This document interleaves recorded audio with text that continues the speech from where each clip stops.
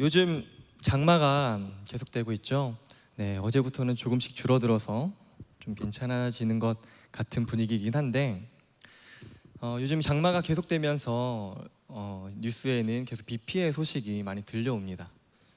기사를 보면 참 하루하루 참 비가 정말 무섭구나 이렇게 다시금 생각하게 되는 것 같아요. 사실 어제 제가 사는 집에도 물난리가 났었습니다. 제가 꼭대기층 사는데요. 그 천장에서 이제 물이 새가지고 이제 벽이 다 젖은 거예요. 예, 그래서 또 하필 거기가 또 책장이 있는 그 벽이었어가지고 제 아끼는 책들도 꽤 많이 젖어서 어제 그러니까 책들도 그렇고 벽들도 그렇고 많이 수습을 했는데 꽤 속상하더라고요. 예, 어제 딱 자고 일어났더니 갑자기 벽이 뭐 노래가지고 봤더니 물이 그렇게 샌 거죠.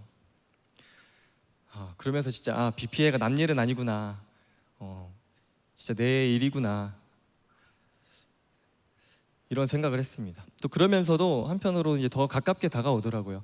저는 이 정도 일해도 굉장히 이게 속상하고 좀 안타까운데 정말 큰 피해를 보신 분들은 어땠을까 그 마음이 제가 감히 또 상상할 수 없는 정도겠죠. 벽지가 젖은 그 정도 차원을 훨씬 넘어선 굉장히 안타깝고 힘겨운 상황을 아마 겪고 있지 않을까, 그런 마음이지 않을까 많이 생각을 했습니다. 그러면서 이제 이런저런 상황을 지켜보면서 그렇게 지켜보다 보니 자연 앞에서 우리 인간은 얼마나 연약하고 미약한 존재인지 다시 돌아보게 되었어요. 정말 당장 내일 일도 우리는 모르고, 자고 일어났을 때 어떤 일이 벌어지는지조차 알지 못하는 그런 존재라는 것을 정말 생생하게 느꼈습니다. 그러니까 제가 이 말을 이제 코로나가 시작될 때도 한번 자주 했던 말이기도 한데, 이 장마를 또 제가 또 집이 또 그렇게 일이 생기고 나니까 점점 더 이런 생각을 더 많이 하고 깊어지게 되더라고요.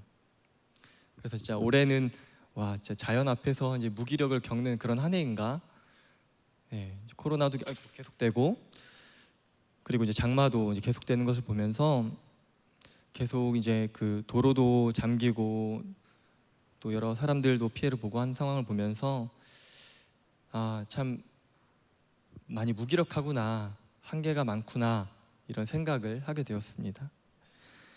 정말 해를 거듭하면서 사람들은 새로운 세계를 또 새로운 문명을 만들어가는 것처럼 보이지만, 지금처럼 무기력하게 되는 모습을 보면 진짜 우리가 할 수 있는 것은 진짜 별것도 아닐 수가 있겠다. 우리는 딱 보기에 새로운 것을 이뤄놓고 보고 대단하다라고 여기지만, 실제로 이렇게 한순간에 물거품이 되는 것을 보면 정말 우리의 최선이 아무것도 아닐 수도 있겠다. 정말 한계가 너무나도 명확하구나 라는 것을 이런 회의적인 생각에 좀 빠지기도 합니다. 또 그러면서 또 이제 반대로 정말 우리 삶 위에 정말 하나님께서 계시구나, 이런 연약함에도 살아가는 것을 보면 우리를 도와주시는 하나님 계시구나 라는 것도 그런 생각도 좀 더 분명해지곤 했습니다. 제가 이런 중에도 며칠 전에 제 그 핸드폰에 이제 메모장을 한번 보았어요. 봤는데 오래전에 기록한 메모를 하나 보았습니다. 오래전에 쓴 거라서 제가 정확한 출처는 기억이 안 나는데, 어쩌면 제가 그냥 제 생각일 수도 있는데요. 그때 그때 본 문장이 제 마음을 사로잡았어요. 어떤 것이었냐면, 기독교는 주기적으로 죽음을 대면하는 종교다라는 그런 문장이었어요. 기독교는 주기적으로 죽음을 대면하는 종교다. 그러니까 제가 어떤 맥락에서 이 말을 기록했는지는 잘 모르겠지만, 이렇게 죽음을 대면하는 일, 그러니까 우리 안에 한계가 있다라고 하는 것, 우리 삶에 한계가 분명히 있다라고 하는 것. 그래서 우리 안에 이렇게 한계가 있고, 정말 우리 안에는 생명이 없음을 깨닫고 생명 대신 하나님께 나아가는 그런 종교가 기독교다라는 것입니다. 물론 우리에게는 이게 종교 이상의 그런 이상의 실제이긴 하지만, 어쨌든 표현을 빌리자면 그렇습니다. 그러니까 한계 앞에 서지 않으면, 그러니까 그 죽음 앞에 서지 않으면 부활로 나아가는 길은 없다라는 것이죠. 그러니까 새로운 생명으로 나아가기 위해서는 늘 이런 한계 앞에 서야 한다는 것을 제가 요즘 상황을 보면서도 많이 생각하게 되고, 제 이 오래전에 기록된 이 메모 이 한 문장을 보고도 많이 생각하게 되었습니다. 오늘 우리가 함께 보는 빌레몬서도 마찬가지로 우리를 그 한계 앞에 서게 합니다. 빌레몬서가 다양한 메시지를 전하지만 오늘 또한 한계 앞에 우리를 서게 합니다. 사랑할 수 없는 자를 사랑해야 하는 일을 우리는 어떻게 이루어갈 것인가? 이게 참 말은 참 쉽지만 실제로 가능할 것 같지 않은 이 일을 어떻게 해야만 조금이나마 우리가 이룰 수 있을까? 이것을 함께 나누고자 합니다. 이 빌레몬서는 여러분들도 다 잘 아시겠지만 이제 바울이 골로새에 사는 이제 빌레몬에게 보내는 편지입니다. 그러니까 1장밖에 한 장밖에 안 되는 짧은 서신이어서 그렇게 내용은 그렇게 많이 어렵진 않은데요. 그러니까 빌레몬이 오네시모를 다시 받아주고 바울에게로 다시 돌려보내달라는 그 바울의 요청이 담긴 그런 편지예요. 여기에 나오는 오네시모는 도망 노예였습니다. 그러니까 빌레몬을 섬기는 그런 노예였는데 그러니까 주인을 떠나서 이제 도망칩니다. 그리고 이제 바울을 만나게 되고 복음을 받아들이면서 그리스도인이 돼요. 그리고 이제 10절에 나와 있듯이 갇힌 중에서 낳은 아들이라는 표현을 할 정도로 이 오네시모는 바울에게 굉장히 특별한 관심을 받았습니다. 그런데 문제는 여기서 그가 바로 도망 노예였다라는 거예요. 당시의 로마법으로는 도망 노예는 어떻게 되냐면 이 도망가는 행위는 엄청난 중범죄에 속하는 그런 행동이었어요. 그러니까 십자가형에 처할 정도로 잡히면 이제 끝이었습니다. 잡히면 사형이었던 거죠. 근데 당시 분위기에서는 이게 그래서 가볍게 넘어갈 수 없는 그런 상황이었어요. 그런데 어쨌든 그래서 바울도 또 빌레몬과의 관계가 또 있었기 때문에 이 점을 그래서 해결할 필요가 있었습니다. 그래서 이제 바울이 오네시모의 주인인 이제 빌레몬에게 이제 서신을 보내죠. 그러니까 오네시모를 돌려보내니 너가 그를 사랑받는 형제로서 다시 생각하고 받아들이고 다시 나에게 보내줬으면 좋겠다. 그런 요청이었죠. 빌레몬은 무슨 생각이 들었을까요? 이 편지를 받고 처음에. 물론 오늘 우리가 읽지는 않았지만 이제 5절과 7절까지의 내용을 보면 빌레몬은 굉장히 인격적으로도 굉장히 훌륭한 사람이 아니었을까 이렇게 추측을 해봅니다. 하지만 그래도 그도 역시 사람이었기 때문에 굉장히 갈등이 됐을 거예요. 하지만 이 바울은 빌레몬이 하나님의 시각에서 이 일을 바라보기를 요청합니다. 단순히 빌레몬과 오네시모 두 사람의 그 사이에서 일어난 그 입장에서만 이 사건을 바라보는 것이 아니라 하나님께서 이끄시는 길에 서기를 원했던 거예요. 바울은 15절에 보면 그래서 이렇게 말합니다. 아마 그가 잠시 떠나게 된 것은 너로 하여금 그를 영원히 두게 함이리니. 우리가 아까 읽은 말씀에 15절에 이렇게 되어 있습니다. 언제나 핵심은 문제가 누구에게 속했냐라는 거예요. 하나님인가 아니면 나인가 다른 사람인가?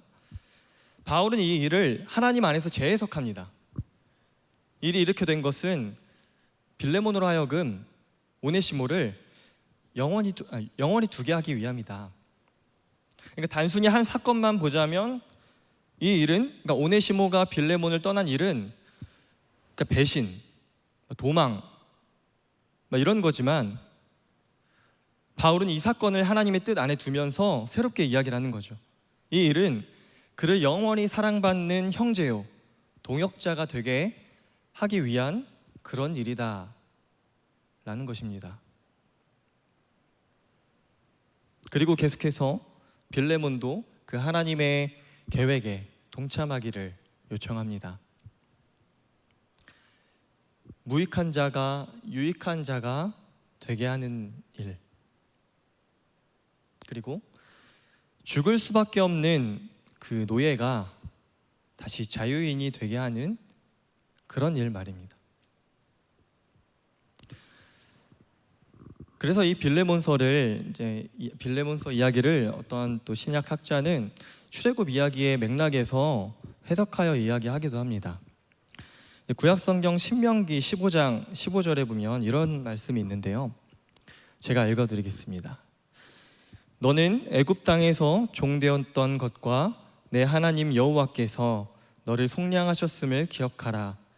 그것으로 말미암아 내가 오늘 이같이 내게 명령하노라. 그리고 출애굽기 22장 21절에 보면 또 이렇게 말씀되어 있습니다. 너는 이방 나그네를 압제하지 말며 그들을 학대하지 말라. 너희도 애굽 땅에서 나그네였음이라. 하나님께서 우리에게 은혜를 베푸셨듯이 우리 또한 누군가를 품어주는 일이죠. 하나님께서 이스라엘 백성을 그 노예에서 자유인이 되게 하셨던 것처럼, 그래서 그들에게 새로운 날들, 그런 새로운 소망 가운데로 이끄셨던 것처럼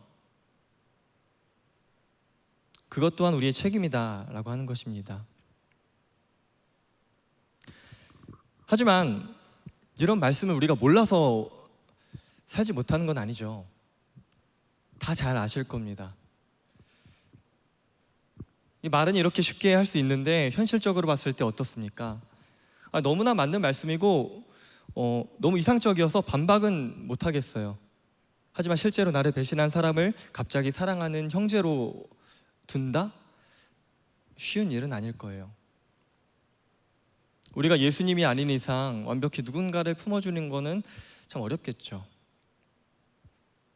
하지만 이러한 뜻에 한 걸음 나아가게 하는 방법이 있다면 그 방법이 하나 있는데, 바로 처음에 얘기했던 주기적으로 우리가 죽음을 대면하는 일이라고 말할 수 있겠습니다. 사람이 가진 연약함을 대면하는 거예요. 다시 보는 거예요. 누구나 그런 한계를 가진 그런 연약함이 있다라는 것을 기억하고 긍휼한 마음으로 사람과 또 사람을 바라보는 것이죠. 조금 전에 제가 읽었던 출애굽기 22장 21절 말씀의 마지막에서 이렇게 말씀합니다. 다시 그 부분만 제가 읽어드리면, 너희도 애굽 땅에서 나그네였음이라. 참 이 말씀이 큰 울림이 됩니다. 그렇지. 나도 그렇지. 너도 나도 다 그렇지. 이렇게 긍휼한 마음으로 사랑이 필요한 자에게 은혜를 베푸는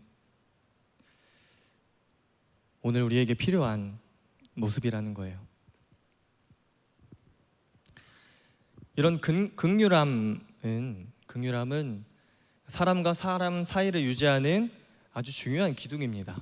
여러 가지 중요한 덕목들이 있겠지만 이 긍휼함은 굉장히 중요해요. 조금 과장해서 말하자면 긍휼함이 없다면 어떤 관계도 어떤 집단도 계속해서 유지가 되지 못할 겁니다. 하지만 현실은 어떻습니까? 우리가 살아가는 삶을 돌아보면 쉽지 않습니다. 우리가 살아가는 게 힘겹다 보니까 사람들 사이의 이해와 관용이 점점 사라집니다. 이 신자유주의 체제 속에서 경쟁은 더 심해지고 있고, 또 이런 구조에서 최소한의 안전을 확보하는 길은 누군가에게 뒤처지지 않는 거예요. 그래서 사람은 이해의 대상이 아니라 이기고 밟고 올라서야 하는 그런 대상이 될 때가 참 많아집니다. 그렇게 점점 서열화되고 개량화된 이 사회에서 우리도 모르게 이러한 관용을, 이해를 상실해 갔습니다. 이런 악순환이 계속 반복되고 있죠. 나눔과 돌봄에 근거한 그런 삶이 아니라 지배와 착취에 익숙한 그런 삶을 살게 되었어요. 물론 우리 삶의 한 자리에는 여전히 아름다운 부분들도 참 많지만, 이렇게 사람을 대상화하고 수단화하는 그런 것들이 조금 더 일상이 되었습니다. 그래서 이런 문제를 해결하기 위해서는 무엇보다도 구조적인 그런 해결책이 필요하겠지만, 그래도 개인적인 차원에서 우리가 할 수 있는 일이 있다면 바로 사람에 대한 긍휼함을 갖는 것이에요. 누구에게나 연약함은 다 있다라는 것. 그러나 하나님의 계획 안에서 하나님께서 우리의 삶을 이루어 가신다는 것, 이것을 기억하면서요. 그래서 정말 우리가 하나님을 신뢰한다면 각자가 가진 한계를 긍휼한 마음으로 바라볼 수가 있습니다. 사도 바울은 말합니다. 오늘 1장 15절 16절에서 아마 그가 잠시 떠나게 된 것은 너로 하여금 그를 영원히 두게 하려 함이다. 이후로는 종과 같이 대하지 아니하고 종 이상으로 곧 사랑받는 형제로 둘 자라. 그러니까 연약하기 때문에 일어난 이 사건들도 하나님께서 그분의 계획 안에서 새롭게 이루어 가신다라는 것이죠. 그렇기 때문에 우리 기독교는 주기적으로 죽음을 대면하는 종교다라고 하는 말이 참 가슴 깊이 남게 됩니다. 계속해서 주기적으로 이 한계를 대면한다라고 하는 이 말, 정말 중요한 얘기가 아닌가 싶어요. 그 누구도 완벽할 수 없고 다 각자 자기 모순을 가지고 살아간다라고 하는 거, 하나님 앞에 의롭게 살아가고자 하지만, 의로움을 이야기하지만 언제나 불의하게 살아갈 수밖에 없다라는 것, 그런 우리들, 그리고 그런 사람들이 모인 교회 모두 말입니다. 그래서 우리는 기억해야 돼요. 우리가 할 일은 긍휼한 마음으로 서로를 보듬는 일이고, 이후의 모든 일은 하나님께서 이루어 가신다라고 하는 믿음을 갖는 것. 당장에 우리가 무언가를 판단하고 싶고, 당장에 우리 마음대로 우리 뜻대로 다 해보고 싶지만, 물론 그럴 수도 있겠지만 그런 마음은 일단 둘째 셋째 밀어놓고 우린 함께하게 하신 사람들을 긍휼한 마음으로 바라보고, 그렇게 했을 때 이후의 일은 하나님께서 이루어 가시기를 계속해서 소망하는 그런 일, 우리에게 정말 필요한 그런 태도입니다. 하나님께서는 말씀하십니다. 아까 읽은 말씀에서 다시 보면 너는 애굽 땅에서 종되었던 것과 내 하나님 여호와께서 너를 속량하셨음을 기억하라 말씀하십니다. 그리고 또 말씀하십니다. 너희도 애굽 땅에서 나그네였음이라. 성숙한 사람은 삶이란 혼자서 이루어가는 것이 아니라 서로를 긍휼함 속에 보듬으면서 함께 이루어가면 아는 사람입니다. 우리는 모두 다 떨어져 있는 것 같지만 다 연결되어 있으며 서로가 자신의 역할 속에서 영향을 준다는 것을 아는 것이죠. 그러다 보면 주님께서 온전히 이루실 것을 믿는 그 믿음 속에서요. 성숙한 사람이란 그렇습니다. 자연의 한 부분을 봐도 우리가 이 삶의 원리를 알 수 있습니다. 그러니까 나무를 생각해 봅시다. 그 나무를 보면 뿌리와 잎은 어떻습니까? 서로 반대 방향으로 자랍니다. 한쪽은 땅속 깊숙이 파고들고 한쪽은 빛을 향해 뻗어가요. 가고자 하는 방향과 하는 일도 다 다릅니다. 그렇지만 둘 다 자기의 재능과 소임에 충실해요. 그러면서 상대에게 자신의 것을 나눠줍니다. 생명을 나눠요. 서로가 서로에게 잇대어 있고 서로가 서로를 위해서 만들어졌기 때문입니다.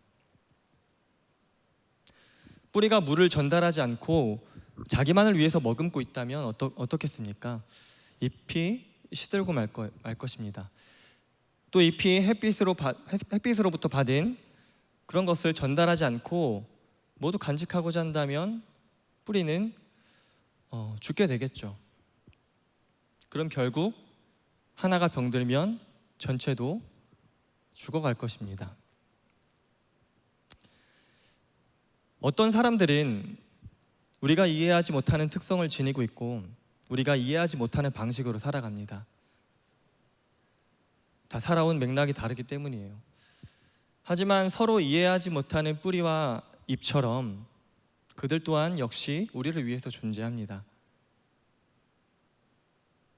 우리가 이해하지 못할 뿐, 우리가 상상하지 못할 뿐, 우리가 방법을 찾아내지 못할 뿐, 전체로 보았을 때는 다 우리를 위해서 존재합니다.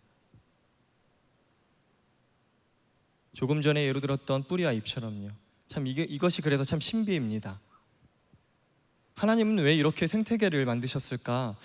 또 때로는 궁금해지기도 합니다. 왜 이해될 수 없지만 이 공존하게 하실까? 정확한 이유는 잘 모르겠지만 분명한 것은, 확실한 것은 그런 과정 속에서도 하나님은 하나님의 뜻을 이루어 가신다라는 사실이에요. 하나님은 나무가 정말 나무로서의 생명력을 잘 유지하면서 잘 자랄 수 있게 기르신다라는 겁니다. 자연의 이런 한 부분만 봐도 참 생명이라는 것은 우리가 다 정말 이해할 수 없는 거구나 라는 것을 이제 깊이 생각하게 돼요. 모든 사람들은 살아온 삶의 맥락이 다 다르기 때문에 결코 한 사람이 다른 사람을 이해하는 것은 어렵습니다. 모든 행동에는 저마다의 이유가 있겠지만 그 모든 과정을 다 보고 자라오지 않은 타인은 절대로 그것을 다 알 수 없어요. 그렇기 때문에 우리는 특정한 사람과 특정한 사건에 모든 관심과 모든 희망을 두기보다는 그 사람을 향한 하나님의 계획을 바라보아야 합니다. 우리 모두가 다 하나님의 계획 속에 있음을 믿고 하나님을 신뢰하는 일이죠. 우리가 한 자리에 모였다면, 하나님께서 우리를 하나로 부르셨다면, 이것을 정말 하나님께서 하신다라고 우리가 진심으로 믿고 있다면 하나님께 일의 모든 과정과 결과가 있다는 것을 또한 믿을 수밖에 없습니다. 결국 누군가를 바라볼 때 우리는 동시에 하나님을 바라봐야 돼요. 저 사람이 나와 얼마나 비슷하고 얼마나 다른가 또 물론 보겠지만, 무슨 일을 했는지 보겠지만, 그것을 넘어서 우리를 감싸고 있는 하나님의 계획을 동시에 바라봐야 합니다. 그리스도인은 하나님께서 삶을 이끄십니다. 본인도 본인이 어디로 가고 있는지 모르는 게 인생 아닙니까? 제가 인생을 엄청 오래 살아보진 않았지만 더 인생의 선배님들께서 또 여기 많이 계시지만 사실 우리가 어디로 가고 있는지 잘 모릅니다. 다만 우리가 가는 모든 발걸음은 하나님께서 이끄시기 때문에 우리는 더욱더 계속해서 하나님께 나아가야 합니다. 하나님께 더욱더 묻고 하나님께서 선하게 이끄시기를 기도해야 합니다. 오늘 바울이 오네시모를 마찬가지로 우리에게 부탁합니다. 물론 우리도 오네시모를 완전히 품을 수는 없겠죠. 한순간에 이런 게 다 될 수는 없겠죠. 하지만 우리는 기억해야 됩니다. 긍휼한 마음으로 내 마음 한켠에 그를 위한 자리를 내어주어야 해요. 또한 하나님께서 일하시는 그 자리까지 말이죠. 우리가 곁을 내어준다라고 하는 말, 오늘 제목이기도 한데요. 사람이 살아갈 수 있는 자리를 내어주는 일입니다. 실제로 그 사람이 내 주변에서 자리를 잡고 살아갈 수 있도록 돕는 일, 그런 자리도 포함해서 우리 마음의 자리도 또한 내어주어야 해요. 상대의 한계를 알고 나의 한계를 알아서 서로 함께 손을 맞잡고 가는 일이죠. 집단에서 가장 약한 사람, 또 자기 목소리를 갖지 못한 사람이 안심하며 머물 수 있도록 배려하는 사회가 건강한 사회입니다. 건강한 공동체입니다. 그것을 이루게 하기 위해서 하나님께서 우리에게 수많은 은사들, 은혜들을 허락해 주셨어요. 그런데 그것을 내 세계를 확장하기 위한 그런 수단이 아니라 우리는 누군가의 삶을 보호하고 돕는 그런 생명의 도구가 될 수 있게 잘 사용해야 됩니다. 그것을 맡은 청지기로서의 삶이기 때문이에요. 우리가 항상 이것을 기억했으면 좋겠어요. 매일 매 순간, 그렇습니다. 우린 연약하기 때문에 실패할 수 있을 거예요. 그렇지만 계속해서 이런 주님의 계획과 뜻을 기억하는 일, 계속해서 노력하는 일, 그런 긍휼함을 가지고 우리가 서로를 대하는 일, 이것이 정말 우리에게 필요한 그런 모습입니다. 우리 모두가 이런 삶을 살아가시길 주님의 이름으로 축원합니다.